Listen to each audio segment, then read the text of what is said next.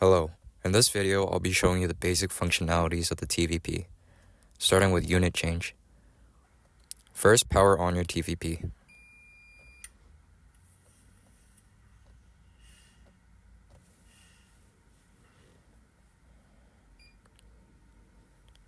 Press the unit key to change units, and as seen on the display, it changes from kilograms to pounds to ounce.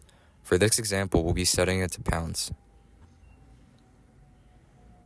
Now the give change. First, you want to put a weight onto the scale.